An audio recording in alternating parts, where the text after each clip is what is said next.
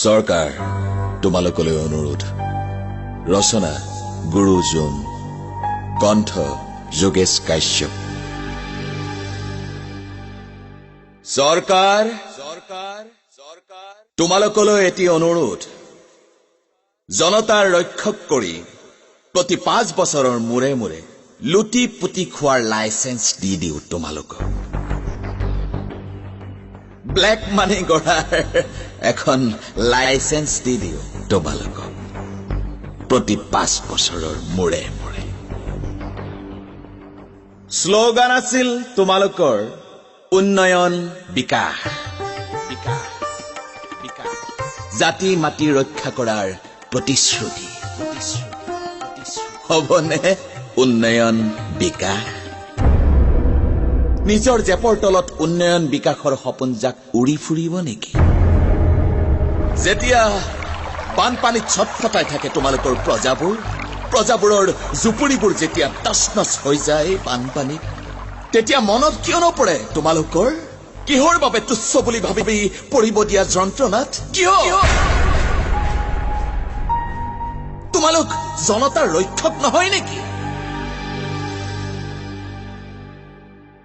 গড় হত্যা কিমান হব হত্যা আমাৰ চিনাকি অসমৰ? এই অসমত তোমালোকৰ শাসনত নিমাত কিয় প্ৰতিটো গড়ৰ কিমান শতাংশ তোমালোকৰ জেপলৈ গোপনে যায়?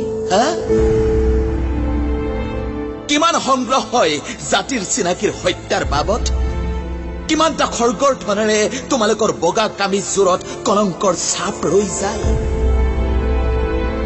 চৰকাৰৰ প্ৰতিনিধিসকল কিয় সাধাৰণ জনতাৰ গৌৰৱক কিয় ধ্বংসৰ গৰাহত ঠেলি দিছা?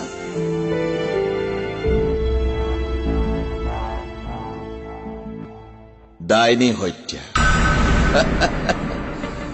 এইখন অসমতে প্ৰাক নিৰ্বাচনী প্ৰতিখন সভাতে প্ৰতিধ্বনিত হয় নাৰী সবলীকৰণৰ প্ৰসংগ, নাৰী সুৰক্ষাৰ প্ৰসংগ। কিন্তু হয় জানো সুৰক্ষা সবলীকৰণ তৈয়াৰ হয় জানো এই অসমত নাৰী সুৰক্ষাৰ ৰক্ষা কৱচ? প্ৰতিশ্ৰুতিৰ বন্যাবোৰ পূৰণ কৰা জানো তোমালোকে? চৰকাৰ উত্তৰ আছেনে ইয়াৰ? অবৈধ বাংলাদেশী ইয়াৰ ৰক্ষণাবেক্ষণ, ইয়াৰ নেতৃত্ব কোনে লয়? চৰকাৰ তোমালোকেই নহয় জানো? প্ৰাক নিৰ্বাচনী প্ৰতিখন সভাতেই উদাত্ত হয় তোমালোকৰ বাংলাদেশী খেদাৰ হুংকা। কিন্তু পাৰা জানো বিতাড়িত কৰিব? তোমালোক ক্ষমতাৰ স্বাৰ্থত বলিয়া, গাদী ৰক্ষাৰ যুঁজত বলিয়া। তোমালোকে তোমালোকৰ অস্তিত্বই পাহৰি যোৱা জাতি মাটিৰ কথা। কিয় চৰকাৰ কিয়? প্ৰতিশ্ৰুতিবোৰ কিয় পাহৰি যোৱা প্ৰতিবাৰে? ব্যক্তিগত স্বাৰ্থৰ বাবে সোণৰ অসমক দুভাগত বিভক্ত নকৰিবা। কাবৌ কৰিছো নেতা মন্ত্ৰীসকল, কাবৌ কৰিছো। তোমালোকেই জানো জন্ম নিদিয়া পাৰ্টি কেন্দ্ৰিক দালাল অথবা গুণ্ডাৰাজৰ? কিহৰ বাবে দৰকাৰ তোমালোকক দালাল এই গুণ্ডাৰাজ? তোমালোকে ৰাইজৰ সেৱা কৰিব আহি ৰাইজৰ ওপৰতেই আস্থাহীন নে? কিয় লাগে তোমালোকক চাইৰেন বজোৱা বিশাল কনভয়? কিহৰ বাবে প্ৰয়োজন নিৰাপত্তাৰক্ষী? জনতাৰ মাজতে তোমালোক অসুৰক্ষিত। তেন্তে জনতাক তোমালোকে সুৰক্ষা কি দিবা? কিহৰ বাবে তোমালোকৰ বাবে পথ এৰি দি ৰাজপথ ৰিক্ত কৰিব লাগে? তোমালোক ৰজা হৈ ৰাজপথত জনতাক পণবন্দী কৰা নাই জানো? হে চৰকাৰ তোমালোকলৈ অনুৰোধ, তোমালোকৰ বগা সাজযোৰত কলংকৰ চিন লগোৱা কিয়? গণতন্ত্ৰক ঘীন কৰাৰ পাক চক্ৰলৈ লৈ যোৱা কিয়? চৰকাৰ তেতিয়া হেয় হয়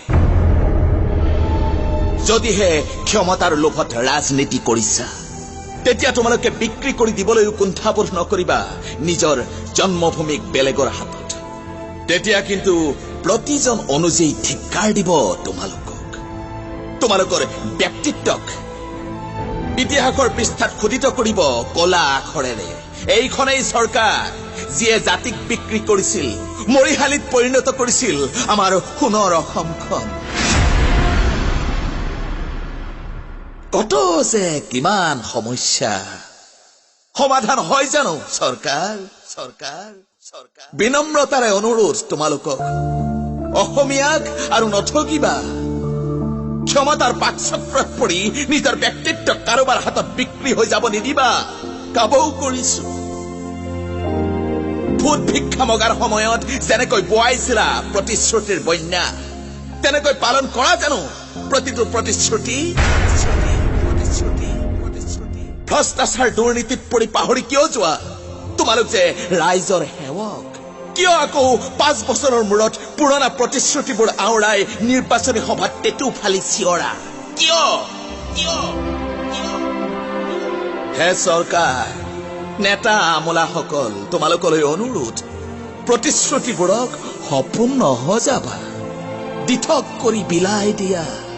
সকলোৰে হৃদয়ত কিছু প্ৰজ্ঞা, কিছু হাঁহি বিলাই দিয়া। চৰকাৰ, এয়াই তোমালোকলৈ আমাৰ সাধাৰণ জনতাৰ কাতৰ অনুৰোধ।